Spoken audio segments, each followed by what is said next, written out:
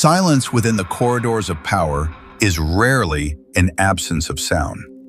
It is a calculated instrument of statecraft. We are witnessing the cold erasure of the private individual in favor of the eternal institution. Prince William has transitioned from the grievances of a sibling to the clinical calculations of a future sovereign. This is the painful alchemy of the crown. Personal affection is being forged into political vigilance. The prince's recent mandate to his household remains absolute. Every member of his circle has been instructed that no information is to permeate the barrier toward the Sussexes. This is a strategic fortification. For William, the concept of a dual status arrangement is a structural impossibility that invites systemic collapse. The monarchy demands total alignment or total exclusion. There is no middle ground in the preservation of a 1,000-year legacy. A fundamental ideological divide now separates the sovereign and his heir. King Charles operates through the lens of a patriarch seeking a bridge.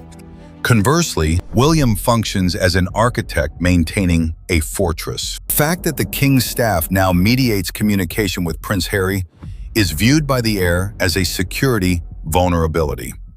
The defense of the institution requires the removal of all variables. The Prince of Wales will not permit the internal mechanisms of the palace to be leveraged for external narratives. Personal bitterness has become secondary to a singular commitment to the firm. This is the paradox of the protector. To preserve the monarchy, the heir must demonstrate a resolute willingness to be uncompromising. The lock has been turned. The hand on that key belongs to the man who must eventually bear the full weight of the legacy. The spring of 2026 signaled a structural fracture within the British constitutional order. A declaration issued from Kyiv transformed a private estrangement into a formal challenge to the crown's singularity. Prince Harry's assertion of his status as a working royal functioned as the founding charter for a rival court in exile. This was a unilateral expansion of royal prerogative. 1 month later, this ideological shift found its commercial manifestation in the South Pacific. The Australian tour became a case study in the hazardous synthesis of sovereign prestige and private enterprise. While the imagery mimicked the traditional state visit, the underlying mechanics were purely transactional. The integration of televised lifestyle productions and the systematic monetization of the royal image represents a tectonic shift in the definition of duty. The sovereign image is being commodified. The institution no longer faces a demand for privacy or a grievance over protocol. It is observing the deliberate construction of a shadow monarchy. This entity seeks to retain the historical gravity of the lineage while discarding the ascetic requirements of public service. To the palace, this represents a fundamental constitutional heresy. A crown cannot serve as both a vessel of national continuity and a vehicle for global arbitrage. The sanctity of a millennium of tradition is being weighed against the metrics of a lifestyle brand. The barrier between the sacred office and the marketplace has been dismantled. The Prince of Wales has responded with a doctrine of clinical finality.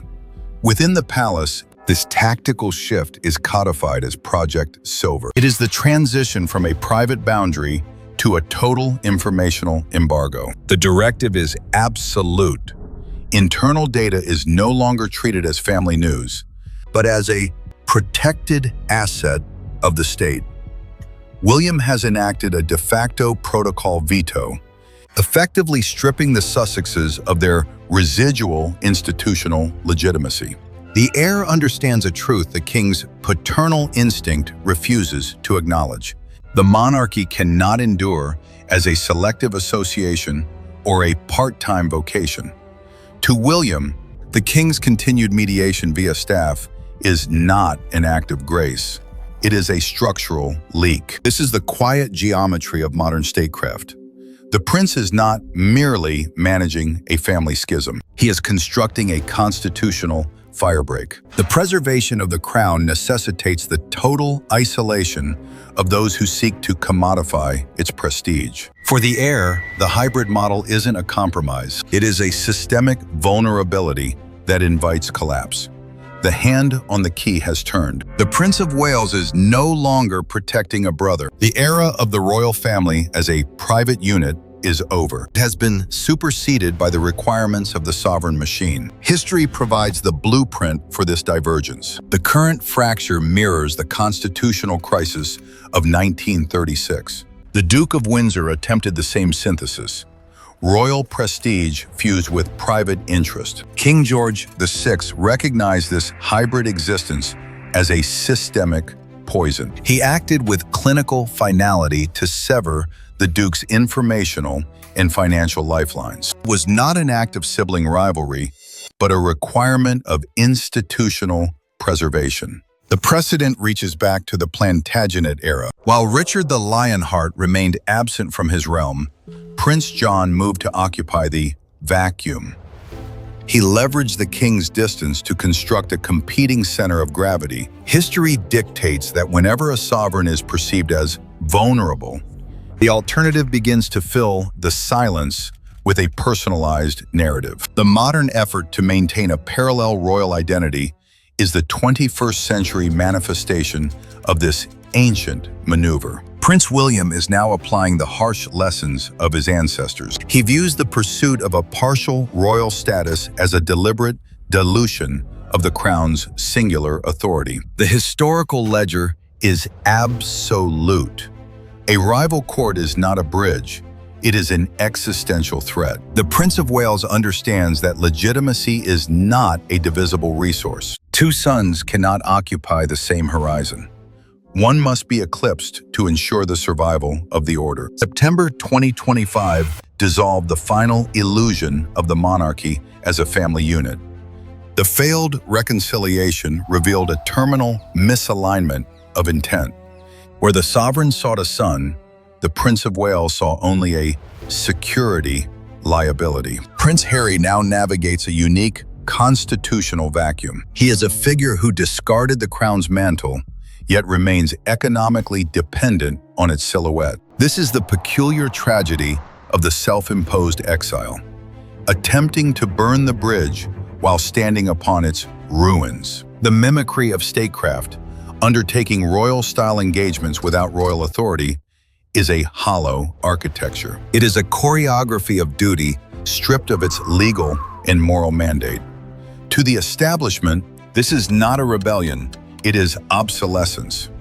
William has moved beyond resentment into the cold, quiet space of administrative necessity. He recognizes that the prestige of the monarchy is a finite resource. It cannot be diluted through unauthorized distribution. The king's grace is a paternal luxury the institution can no longer afford. The modern monarchy has completed its transformation. The family has been fully subsumed by the requirements of the state. In the preservation of the 1,000-year office, the personal has become the ultimate sacrifice. The fracture is no longer a wound to be healed. It is a border to be patrolled. We are entering the era of the Hermetic monarchy. The future reign of William V will be defined by the doctrine of clinical exclusion. In this architecture, the traditional role of the secondary heir has been reclassified. He is no longer a constitutional safeguard. He is a systemic variable to be neutralized. We observe an irreversible bifurcation of the royal image. The institutional crown of London remains anchored by the gravity of duty. Conversely, the celebrity crown of California operates on the volatile metrics of global arbitrage. This is the transformation of a national symbol into a competing corporate asset. When the sacred office is commodified, the foundation of the 1,000-year legacy begins to liquefy. The survival of the institution now depends upon its perceived unapproachability. The Prince of Wales understands that legitimacy is found in distance. If the crown becomes common, it ceases to be the crown. To remain relevant, the throne must remain remote. This is the cold geometry of the 21st century. If you value the preservation of historical context and rigorous analysis. Subscribe and join our discourse in the comments. Your perspective ensures the continuity of this examination.